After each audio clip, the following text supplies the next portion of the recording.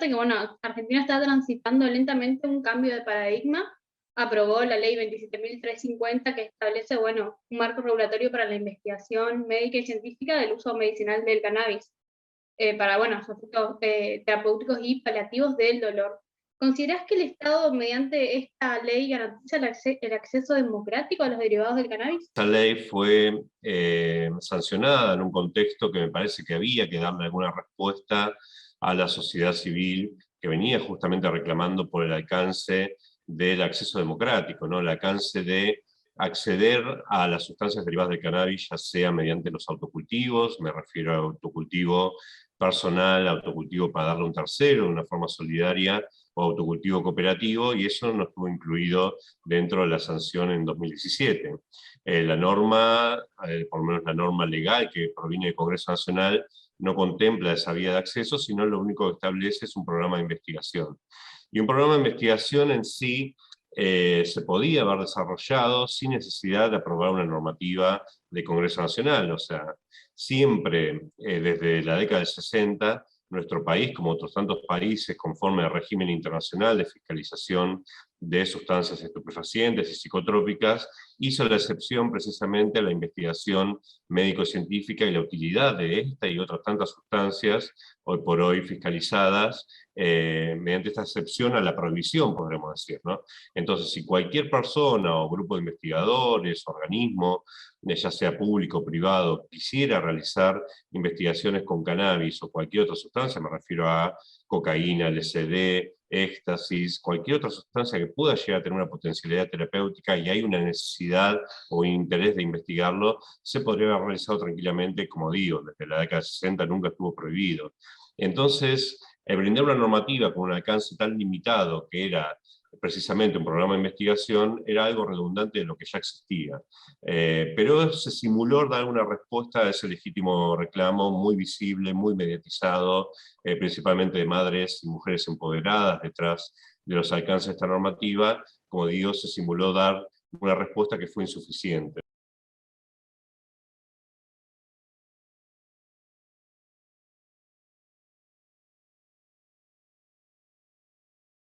Bueno, de la lucha de madres, padres y distintas organizaciones para que, bueno, esta ley se debata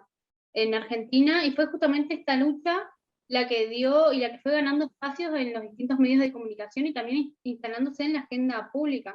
¿Desde cuándo crees que se empezó a hablar de cannabis medicinal en Argentina? El uso medicinal de cannabis viene planteándose en el Congreso Nacional desde el principio de los años 2000, 2001 también. Algunos proyectos legislativos de diputadas, también mujeres, que presentaron para que las personas que acceden a la sustancia precisamente estén despenalizadas, ¿no? Por medio del autocultivo, también como un régimen para acceder a la sustancia de forma estandarizada y demás. Después ese camino, para también resumir esta historia, al no tener un avance en sede legislativa a nivel nacional,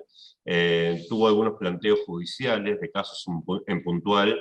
que algunos participamos, en los primeros de ellos, por ejemplo, la causa Ciboti del año 2012, donde planteamos precisamente que una persona que tenía varias enfermedades y utilizaba la sustancia, necesitaba acceder a la sustancia por la vía vegetal, se le autorice por parte de la justicia a acceder a la misma, más allá de que no existiera un cambio o una protección normativa, ¿no? Desde el Congreso Nacional o cualquier otra legislatura provincial.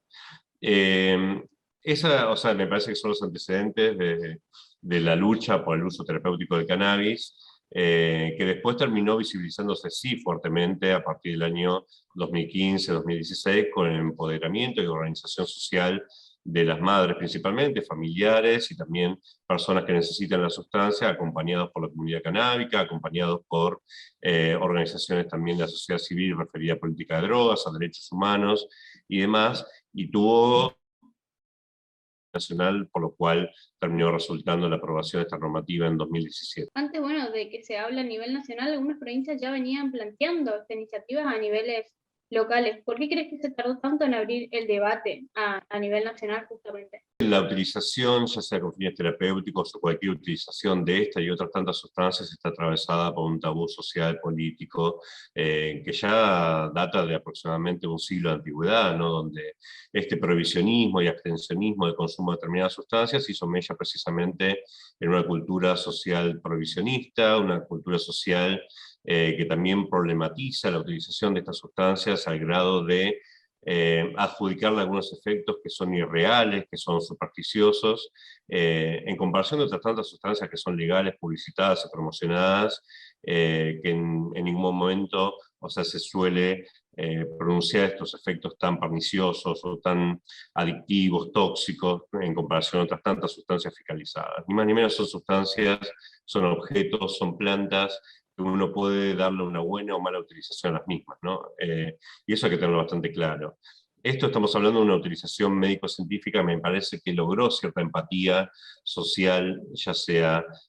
no solo en la sociedad, sino en los medios de comunicación y en la política, como para brindar cierta respuesta. Y en ese sentido me parece que al no tener una respuesta clara por parte del Congreso Nacional en 2017, lo que sí me resulta bastante atractivo fue todas esas experiencias a nivel local como para hacer lugar a una facultad que es concurrente, ya sea de las provincias con la nación, que es velar por la salud y los derechos humanos de sus poblaciones. Y me parece que tuvimos uno de los primeros antecedentes, o el único antecedente, donde las provincias empiezan a abordar el tema de política de drogas en su propio seno, en sus propias localidades, ya sea a nivel provincial, a nivel municipios, como para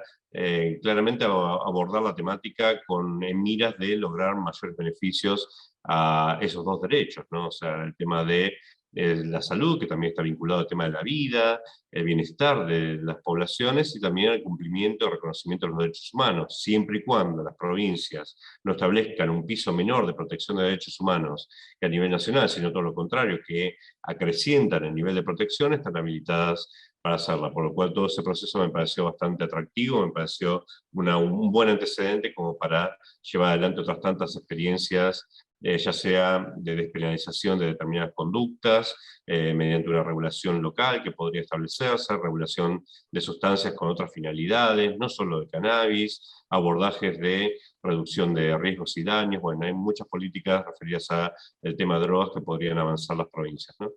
Vos hablabas, bueno, del prohibicionismo, ¿no? Alrededor de la marihuana y, bueno, puntualmente el cannabis medicinal. Muchos pacientes, familiares, no tuvieron otra que, a pesar de la ley del 2017, recurrir justamente a esta ilegalidad del autocultivo. Hasta hubo casos de personas que fueron criminalizadas. ¿Por qué crees que se instaló la idea del comercio ilegal de drogas al uso terapéutico del cannabis? ¿Y qué importancia tuvo acá el ReproCan? Cuando existe una demanda de sustancias y esta demanda no solo que se mantiene estable, sino que es creciente, como lo que sucedió, por ejemplo, con el tema de uso terapéutico de cannabis, porque al visibilizarse, mediatizarse, hacerse público este debate, hacerse pública la utilización con fines terapéuticos medicinales de sustancias, muchas de las personas que no tenían una experiencia previa de consumo de esta sustancia de cannabis con fines recreativos, adultos, sacramentales, culturales, religiosos, o cualquier finalidad que se le puede dar en la utilización de estas y otras tantas sustancias. Me parece que mucha población se empezó a acercar y empezar a desmitificar por ellas mismas todo ese provisionismo arraigado y atravesado culturalmente durante tantas décadas y casi un siglo, ¿no? Que recién hacíamos mención. Por ejemplo, hubo mucho acercamiento de población de adultos y adultas mayores al consumo de esta sustancia que no tenían una vinculación con el cannabis con anterioridad, ¿no? Sino que empezaron a buscar la utilidad médico-científica de esta planta. Y en ese sentido me parece que es un avance importante, ¿no? O sea, un avance importante como para sacar claramente esta superstición, esta cuestión de dañosidad totalmente supersticiosa que se le indicó a esta sustancia, como sucede con otras tantas. También me parece justo referirnos a otras tantas sustancias que tienen una potencialidad médico-científica, que fueron utilizadas por la farmacopea mundial durante varios siglos y nada más en esta historia remota de una prohibición de 100 años, estamos atravesados por esta cultura prohibicionista. En ese sentido, cuando decía que cuando la demanda sigue existiendo y se acrecienta, como sucedió con el uso terapéutico de cannabis, empiezan a cuando no hay un proceso regulatorio claro por parte del Estado, no hay un Estado presente para abarcar ese justo reclamo, obviamente que eso favorece a las redes clandestinas de abastecimiento, ¿no? O sea, siempre va a haber quien se aproveche de esta circunstancia como para eventualmente favorecer con un ánimo de lucro claramente el abastecimiento a las personas y a la sociedad que demanda la misma. O sea, toda prohibición en definitiva lo que causa es la clandestinidad de mercados, esa clandestinidad de mercados justamente por ser conductas prohibidas, clandestinas, riesgosas, en el sentido de que son conductas amenazadas por el derecho penal, terminan siendo altamente lucrativas, ¿no? Y por eso me parece que existió y sigue existiendo cierto mercado ilegalizado de provisión de las sustancias, y la importancia que vos me decías de ReproCan justamente hace que las personas no tengan que incurrir a personas que le abastecen de la sustancia, algunos con buena voluntad, algunos que cultivan seriamente, algunos que desarrollan algunos derivados de cannabis, como digo, con cierta experiencia y no con un ánimo o una finalidad total de lucro, pero hay muchas personas que, como decía, se aprovecharon de esa circunstancia. Entonces la oportunidad que brinda ReproCan es que cada una de las personas se anote a ese sistema de autorización como para no tener que abastecerse de cannabis en su estado vegetal por medio de personas que no tienen ningún control por parte de instituciones públicas, ningún control por parte de lo que serían agencias gubernamentales de salud, de sanidad, respecto de la calidad y los componentes que tienen esos productos, que pueden ser hasta más dañinos que la sustancia que una persona quiere consumir y está en estado puro, ¿no? Me parece un avance muy importante, y aún más la contemplación de la posibilidad que tienen las personas de acceder a la sustancia en su estado vegetal, no solo de propia mano, sino que hay muchas personas que no tienen el tiempo, no tienen la experiencia, no tienen el lugar como para cultivar, entonces que otra persona le pueda abastecer de esta sustancia, o también nuclearse en determinados grupos humanos, que la normativa dice ONGs, que todavía no está muy clara en la reglamentación cómo eso se llevaría adelante, pero sí está contenida en la reglamentación la posibilidad de juntarse entre varias personas de una forma cooperativa para abastecerse de productos. Poniendo tras el decreto 882/2020, ¿cómo analizan desde RECEP justamente esta nueva reglamentación de la ley 27.350? Es una reglamentación positiva, tiene algunas críticas en lo que sería, después de la resolución ministerial aprobada por el Ministerio de Salud de la Nación, por más que sigue siendo un proceso positivo de reconocimiento de los derechos de las personas que acceden a la sustancia con fines terapéuticos, hay ciertas dudas que podríamos decir, y hay otros reclamos respecto de contenidos expresos que tiene la normativa que son altamente criticables y nosotros también criticamos, ¿no? Por ejemplo, el hecho de la limitación de la cantidad de plantas. Una persona podría cultivar hasta 9 plantas florecidas en un espacio de 6 metros cuadrados. Bueno, hay personas que nosotros sabemos, por su experiencia en el uso terapéutico del cannabis, que necesitan más sustancia vegetal que las que pueden proveer estas 9 plantas florecidas. Hay hasta antecedentes judiciales antes de que salga esta reglamentación que abarca el tema de autocultivo. Por ejemplo, el caso de Salta, una madre que provee el cannabis para su chiquito con una enfermedad bastante grave, era una autorización de 12 plantas, ¿no? Entonces, esos casos me parece que debería hacerse la excepción. La normativa no puede ser taxativa, ¿no? Como un núcleo o un número cerrado, donde no sea posible, con justas razones, fundamentando el pedido, hacer lugar a determinadas excepciones, ¿no? Y eso por lo menos la normativa no lo expresa, la posibilidad de hacer excepciones, aunque me consta, según algunos dichos informales de quienes llevan adelante estas autorizaciones, que existiría esa posibilidad, pero al día de hoy todavía no conozco ningún caso que hayan avanzado sobre un aumento de la cantidad de plantas mediante el registro de autorización. Y hay otras cuestiones que son hasta aún más graves, como es el hecho que las personas tienen la obligación de firmar un consentimiento bilateral informado entre tanto el paciente como los profesionales de la salud, donde en su último artículo me parece que de una forma muy grotesca, muy innecesaria, se establece que cada una de las personas aceptan recibir algunas, que no está claro de qué agentes de salud o agentes hasta policiales, no lo expresa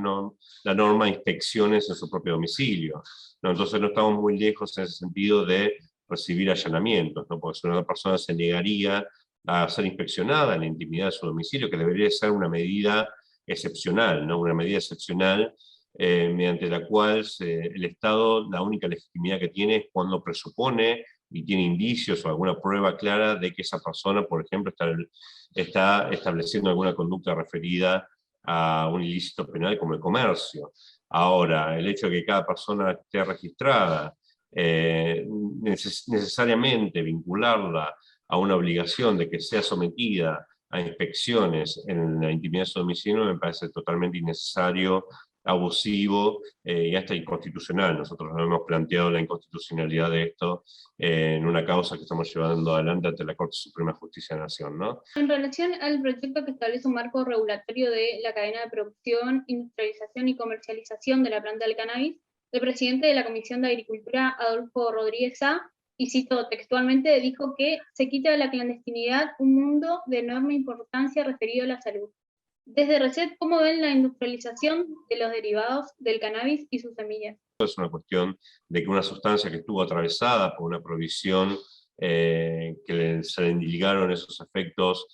casi demoníacos, absurdos, supersticiosos, bueno, claramente sea observada como una sustancia que puede industrializarse con finalidades terapéuticas, medicinales, como también finalidades para la utilización en la industria textil, la industria del papel, bueno, de diferentes materias que se puede biocombustibles, que se puede desarrollar también con el cáñamo, que no tiene una potencialidad psicoactivante para el cuerpo humano. Eso me parece que es importante, es un paso valedero. Ahora sí, lo que nosotros observamos que se empieza con un criterio inverso, ¿no? O sea, se empieza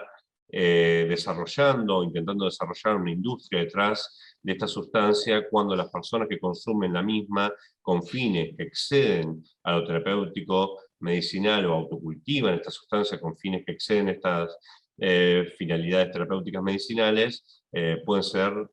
procesadas, son requisadas en la vía pública por tenencia para consumo personal, con una pena de 1 mes a 2 años de prisión. Si cultivan la sustancia, tiene una pena también de 1 mes a 2 años de prisión, si es que pueden comprobar que la sustancia es para propio consumo, se invierte la carga de la prueba de una forma absolutamente inconstitucional. También, si no se puede comprobar la finalidad de autocultivo para fines personales, la normativa establece una pena de prisión de 4 a 15 años de prisión, o sea, son penas agravadas, y todo eso me parece que debería de priorizarse en el debate, ¿no? Primero los derechos humanos y después la industria, ¿no? O sea, primero el reconocimiento de los derechos de las personas que consumen y después avanzar sobre la formulación de una industria que puede ser bastante lucrativa, bastante valedera para crear mano de obra, tributación, etcétera. Todo eso sería positivo, pero no tenemos que, por lo menos, legitimar esta hipocresía de nuestra normativa, donde las personas que consumen siguen siendo amenazadas por el sistema penal, ¿no?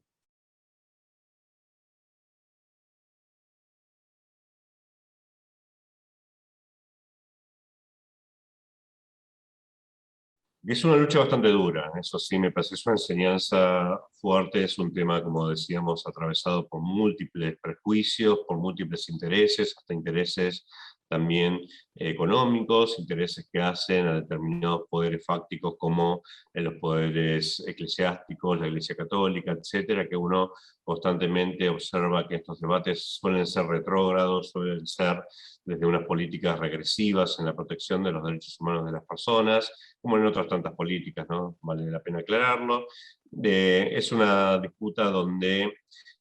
aquellos que estamos a favor de la reforma de las políticas de drogas, de despenalización, de regulación de sustancias, de abordajes, de reducción de daños, generalmente somos una minoría, podríamos decir, cuando es más lucrativo, es más, sí, claramente demagógico, podríamos decir, a nivel poblacional, a nivel de los discursos, la retórica que se implementa, ser duros contra la droga, ¿no? Duros contra el flagelo de las drogas y todos estos epítetos que se suelen ligar a la materia, y son en definitiva posturas retóricas que lo único que hacen es conservar el status quo, y un status quo altamente lesivo para esos derechos humanos, ¿no? Altamente fracasado también en lo que estos discursos supuestamente pretenden abarcar y obtener como resultado, que es bajar el consumo. Bueno, los consumos aumentan exponencialmente a nivel mundial y a nivel local, la producción de sustancias, tenemos récords históricos de producción, hasta llevar a la conclusión de que en definitiva también estas posturas suelen basarse en el mantenimiento de ese status quo. Puede ser el mantenimiento del status quo, es el mantenimiento de determinados poderes económicos, ¿no? Donde la prohibición de las sustancias y estas estrategias de lucha contra las drogas, etcétera, lo único que hacen es favorecer un gran mercado clandestino que, en definitiva, la prohibición termina siendo la plusvalía de este mercado, ¿no? Porque las sustancias como objetos, las plantas silvestres, no tienen ningún valor por sí mismas comercial. Cualquiera que tenga una buena tierra y un buen clima podría cultivar ya sea amapola, cannabis, hoja de coca, etcétera, y lo único que hace la clandestinidad es precisamente brindarle esa plusvalía. Entonces acá se observa dentro de esa disputa que no es una disputa por reconocimiento de los derechos humanos, sino es una disputa respecto del sostenimiento no de una gran economía subterránea ilegal que favorece a grandes poderes fácticos, a poderes económicos, sostienen determinadas estructuras partidarias y demás, ¿no? Es necesario avanzar con un criterio de despenalización de determinadas conductas asociadas al consumo, y ahí no hay una diferenciación entre las sustancias que una persona elige consumir. O sea, el derecho a la privacidad, intimidad, autodeterminación personal, soberanía sobre los propios cuerpos, lo tiene tanto una persona que elige consumir cannabis como una persona que elige consumir cualquier otra sustancia, ¿no? Siempre y cuando el límite constitucional, y es necesario aclararlo una y otra vez, es la no afectación de derechos a terceros. Yo puedo consumir una sustancia por más que ese consumo pueda ser o no un consumo problemático, pero lo que no puedo hacer es afectar derechos de terceras personas. No puedo consumir esta sustancia ilegal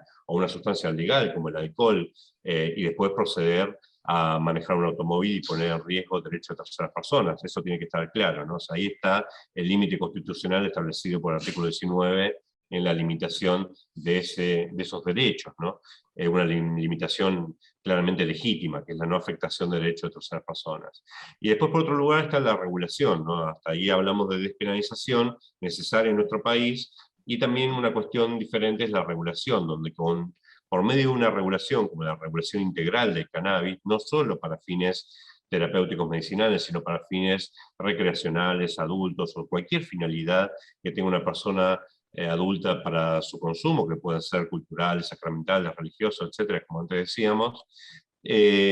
claramente la persona tendría mayores beneficios en su salud, y también eso afecta a la salud pública si podría acceder a un mercado regulado por parte del Estado y no regulado por parte de las redes ilegales de abastecimiento, ¿no? O sea, las redes ilegales en ningún momento se fijan cuál es la calidad de producto, no tienen contralor alguno a nivel institucional respecto a esa calidad de producto, que los adulterantes, las suciedades, etcétera, pueden traer mayores daños que la misma sustancia en su estado puro. Las personas tienen que someterse a contextos de clandestinidad para acceder a esta sustancia. Me refiero a determinados contextos signados por la violencia, por la extorsión, ya sea de las redes ilegales como de las policías, las fuerzas de seguridad. Están amenazadas también en sus actos de consumo, como recién decíamos, mediante la legislación penal. En el momento de acercarse a esos contextos de clandestinidad, se sucede lo que se llama el efecto góndola, ¿no? Donde las personas que van a acceder al cannabis